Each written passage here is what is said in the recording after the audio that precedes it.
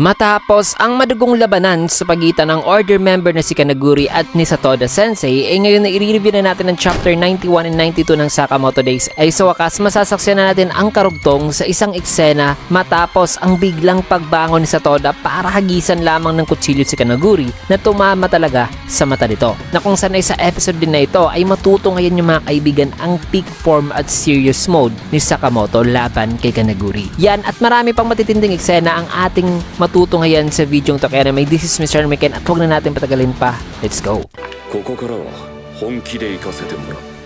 Nagsimula ang eksena dito kay Satoda na nakatayo kahit patay na mga kaibigan. Nasabi pa ni Sakamoto na Sensei. Habang sa ibang parte naman ng JCC ay may kita sina Amane, Shin at Seba na nagmamadali. Balik dito kina Sakamoto na inalala ang sinabi ni Satoda sa kanya na ipinaubayan na nito ang lahat sa kanya. Na matapos niya ay may kita na tuluyan nang bumagsak si Satoda. Habang si Akira ay tulala pa rin sa revelasyon ni Kanaguri sa kanya na ang kanyang tiyahin ay pinatay na pala ni Slur. Kaya kinamusta siya ni Sakamoto na sabing Akira. Sagot naman ni Akira na Mr. Taro, alam mo na noon pa ang tungkol sa tiyahin ko. Sagot naman ni Sakamoto na patawad, hindi ko sinabi sa'yo. Nangako kasi ako noon kay Akaw. Tugon naman ni Akira na hindi pa siya patay. Kaya nagsalita naman si Kanaguri na sabing alam ko ang nararamdaman mo. Narinig ko rin ang rumors na si Ryo Nakao ay isa rong napakaganda at talented na assassin at the fact na na-miss niya raw ang chance na ma-videohan ang kanyang death scene ay nakaka-frustrate daw talaga iyon na di niya raw talaga nakakayanan. Mga salitang lubos na nagpagalit kay Akira kaya mabilis na nitong pinulot ang kutsilyo at tinatagas si Kanaguri pero pasimple lamang siyang pinigilan ito. Kaya kinuha ulit ni Akira ang kutsilyo na sabing papatayin kita, in which ay sabi naman ni Kanaguri na huwag kang magmadali sa iyong kamatayan. Isa kang importanteng performer. Pero teka, kung mawawalan ka ng isang braso, tingnan natin.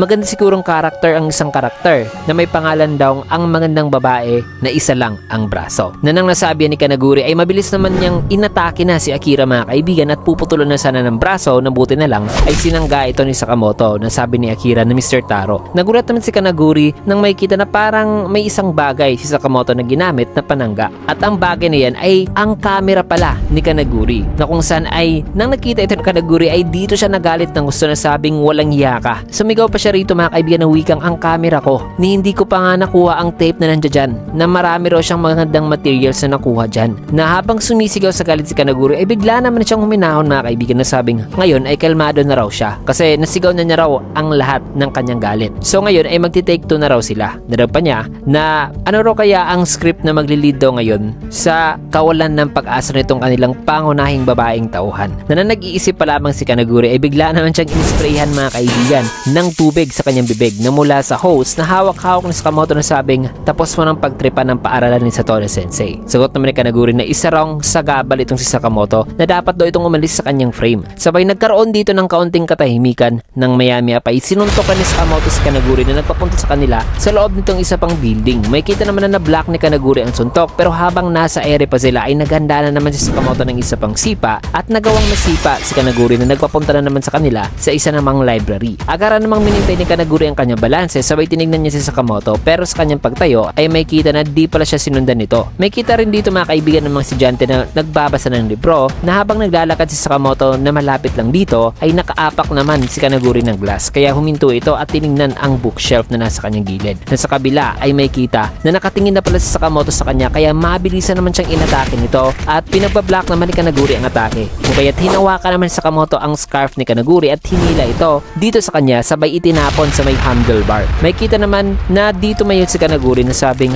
wala raw siyang motibasyon kung wala raw ang kanyang camera. Maya-maya pa ay sa ibaba naman ay may kita ang mga estudyante na nakatingin kay Kanaguri at binidyohan pa siya nitong dalawa. Na nang napansin nito ni Kanaguri ay ngumiti naman siya na sabing camera. Kaya kinuha niya ang camera ng isang estudyante at inupuan nitong dalawa na sabi pa ni Kanaguri na narinig niya raw na sa panahong ito ay pwede na raw mag-shoot gamit ang mga mobile phone o smartphone na maganda raw na i-embrace daw ang mga bagong techniques kasi kung bibigyan ka raw ng buhay ng lemon ay dapat na i-challenge daw nito ang kanyang sarili bilang director. Maya-maya pa ay lumapit naman si Sakamoto sa kung nasan tumalsik kanina si Kanaguri at hinanap niya ito. Nasabi pa niya na baka napatalsik niya raw ito sa napakalayo. Matapos niyan ay bigla bigla namang nabalot ang ulo ni Sakamoto nitong film scarf ni Kanaguri, sabay dito na siya inatake mga kaibigan na na-block naman ito pero napatalsik pa rin siya ni Kanaguri. Nasabi pa rito ni Kanaguri na may marami na raw siyang naguhit na storyboards na nasa hundreds of millions na raw. Samantalang sa isipan naman ni Sakamoto ay nagtataka siya so kung bakit mas mabilis na raw ngayon si Kanaguri. Nang maya-maya pa'y magkasunod na siyang inatake nito at tinamaan talaga siya mga kaibigan habang si Kanaguri ay sumisigaw na sabing nararamdaman niya raw talaga ang magandang composition na alam niya raw kung papaano ang wastong camera work para manalo raw talaga. Sabay bigla niyang i-zoom ang camera kay Sakamoto at sinampak si Sakamoto gamit ang cellphone mga kaibigan na nagpatalsik sa ating bida. Nasabi pa ni Kanaguri na too bad daw kay Sakamoto na kung gusto raw nito na maging main character ng kanyang pelikula ay dapat na mag-lose weight daw si Sakamoto kasi ang mga katawan daw na nagpapa-uncomfortable daw sa mga audience ay isang distraction lamang daw sa isang pelikula. Maya-maya pa ay bigla namang may napansin si Kanaguri nang bigla siyang naipit ng mga bookshelf mga kaibigan na nagkadikit-dikit ngayon na sa sobrang lakas ng pagtulak sa mga bookshelf na yan ay napunta ito sa kabilang side at may kita na ang gumawa niyan ay ang nasa peak form na pala na si Sakamoto. Nasabing kahit gaano pa raw kaganda ang cinematography ng isang pelikula ay kung ang script naman daw ay pangit ay 1 star lang daw ang pelikulang yan. Sagot naman ni Kanaguri na isa raw special makeup ang ginawa ni Sakamoto na gustong-gusto raw pala talaga ni Sakamoto na mapasali sa kanyang movie. Di naman sumagot si Sakamoto na sabi pa ni Kanaguri na interesting daw ang papabago daw ng shape ng katawan nito gamit ang effects at makeup na nakakamangha daw kaya ngayon ay nakuha na rin sa Sakamoto ang kanyang interest. Kasunod niyan ay mabilis nang kumilos si Sakamoto at naganda ng isang sipa na isang napakalakas na atake ang kanyang ginawa dito na nagawa pa namang maiwasan ni Kanaguri pero nang di pa nga siya nakatayo ay sinudan pa siya kagad ni Sakamoto ng isa pang sipa na tumama na talaga sa kanya at nagpatagos sa napakaraming bookshelf. Nasabi pa sa isipan ni Kanaguri habang duguan ang kanyang muka na mabilis na raw ngayon si Sakamoto na ang camera ay di nga raw nakakapag-keep up sa bilis nito. Sabi pa niya na wala raw siyang nakuha sa kanyang camera. Nagsalita naman itong nasa front desk na tumahimik daw sila dito sa loob. At habang nakatingin lang si Sakamoto ay nilapitan naman ni Kanaguri ang nasa front desk at tinanong ito kung nasan ba raw ang fisheye mode nitong cellphone. Na matapos maset sa fisheye mode ang kanyang camera ay sinabihan na niya si Sakamoto na nakapag-decide na raw siya na videohan daw niya ang death scene ni Sakamoto na of course ay isa raw non-fiction ito na eksena. Daragbang sabi nito na alam ba raw ni Sakamoto kung ano raw pinagkaiba ng isang film na masterpiece at flop. Di naman sumagot si Sakamoto kaya na may nagpalabas na si Kanaguri ng isa pang camera na sabing ang pinagkaiba lang daw nito ay kung siya ba raw ang nagfi-film o hindi. Kaya dito na naganda si Sakamoto na matapos niya ay susunod naman na panel dito sa team ni Shin na nasa kabilang side lang sa kung nasan si Sakamoto ay may kita na hinahabol sila mga kaibigan ng mga estudyanteng nasa under control ni Club Jam. Nasabi pa ni Shin na ano ba ang problema ng mga zombies na ito na paulit-ulit namang sinasabi nito mga estudyante na wasakin daw ang database. Kaya sabi rito ni Shin na bakit ba raw ang mga zombie ay may mga poor vocabulary daw talaga. Sabi naman ni Seba kay Shin na kung di lang daw sumablay si Shin kanina eh di raw talaga sila mapupunta sa ganitong sitwasyon. Nasabi naman ni Shin na so kasalanan ko pa pala. Kasi mga few minutes earlier para mga kaibigan ay may kita na nang nadaanan ni Shin ang mga estudyante na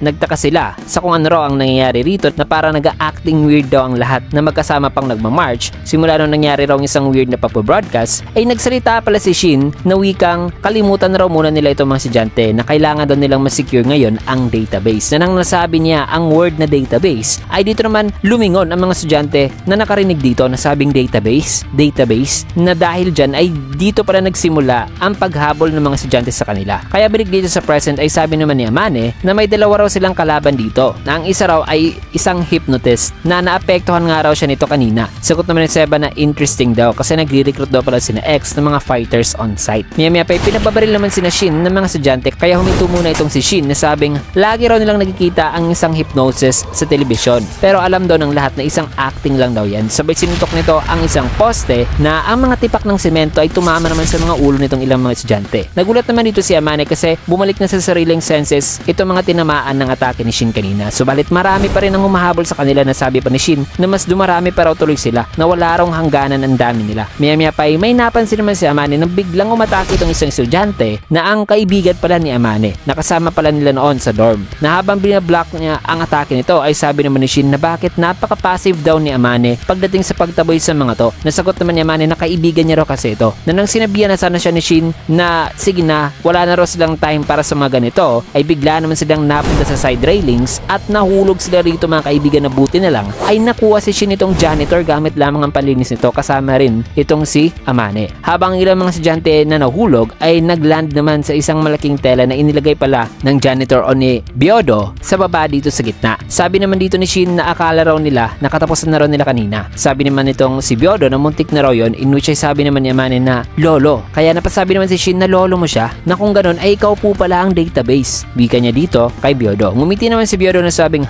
matagal-tagal na raw since na tinawag raw siya sa pangalan yan na database. Na isa lang daw siyang regular lang naman na lalaki na may memory daw na medyo mas better lang sa iba. Kaya sabi naman ni Shin na ikaw po ang hinahanap ni Slur. May alam ka po sigurong impormasyon kaya gusto ko po nilang wasakin. Kaya pakiusap dito ni Shin na sabihan daw siya patungkol kay Slur. Kasi ito raw ang rason sa kung bakit nagpunta siya rito sa JCC. Di naman kaagad sumagot si Byodo na sabing si Slur oo, totoo. Alam ko ang sekreto ni Uzuki. Pero di ko alam kung ang impormasyon na ito ay useful ba para sa'yo. Sagot naman ni Shin na hindi na po yan nagmamatter pa. Basta sabihin niyo lang po sa akin ang impormasyon na yan. Kaya pangiting sagot naman ni Byodo na kumuha na ng baril na sabing oo naman, sasabihin ko yan sa'yo. Pero bago muna yan, paano kung tutulungan mo muna ako sa pagpaalis sa kanila dito sa JCC? Sabi naman ni Amane na wikang, lolo, dapat na magtago ka. Ikaw ang nahanap nila dito. Delikado rito. Masyado na po kayong matanda. Na hindi pa nga natapos si Amane sa pagsasalita ay nabilis na palang hinheadshot ni Byodo ang mga estudyante na papaatake na pala sana kay Amane. Nagulat naman si Shin na sabi ni Byodo na Amane, may sasabihin ako sa iyo. Ang mga taong hinuhusgahan ang iba base lamang sa kanilang itsura ay ang mga taong di talaga nagtatagal sa mundong ito. Di naman makasagot si Amane habang ang mga estudyante na headshot ay may kitang tulog mga kaibigan kasi ang ginamit pala ni Byodo ay isa palang fake gun. Sinabihan naman ni Shin si Byodo na wikang kung matatalo na namin sila ay sasabihin niyo na po sa akin ang patungkol kay Slur, di ba po? Sagot naman ni Byodo na oo, kung makakasurvive tayo. Kaya sabi naman ni Shin na sige, in that case, ang una natin gagawin ay na magsasuggest na sana si Shin ay nagtaka naman siya na sabing, teka, nasa na ba si Seba? Na sa broadcasting room pala ay may kita naman si Club Jam na biglang nag-appear sa likuran nito itong si Seba na sabing, tama ako na nandirito ka pa sa broadcasting room. Tanong naman ni Club Jam na sino ka ba? Sagot naman ni Seba na inaalagaan niya yung kapatid ko, di ba? Nasaan si Mafio Seba? Pangiting sagot naman ni Club Jam na so anong makukuha ko kung sasagutin ko yan? Sagot naman ni Seba na in exchange ay sasabihin ko sa'yo sa kung nasaan ang database na dapat ay magkaroon daw sila ngayon ng deal. Na nang nasabi yan ni Seba ay ngumiti naman ang gusto dito si Club Jam. So mag-isa lang palang nagpunta ngayon itong si Seba dito mismo kay Club Jam para mag-form ng deal. So ano kaya ang magiging kapalaran dito ni Shin na kasama ang database na si Byodo gayong ibubulgar ni Seba ang whereabouts ng database o ni Byodo? Well, sa susunod ay isang thrilling na bakbakan ang mangyayari sa team ni Shin laban kay Club Jam na kung saan ay masusubukan talaga ang kanilang will pagdating sa pagipaglaban. Kaya tutok lang mga kaibigan kasi marami pang matitinding kaganapan ang naghihintay sa susunod ng mga chapter. Kasi dito mo natin tatapusin yung video sa last panel na ito. Kaya naman kung nagustuhan nyo yung video, kaya like, comment, para subscribe na rin for more videos like this. Pero bago mo natin tatapusin yung video ay shoutout sessions muna tayo.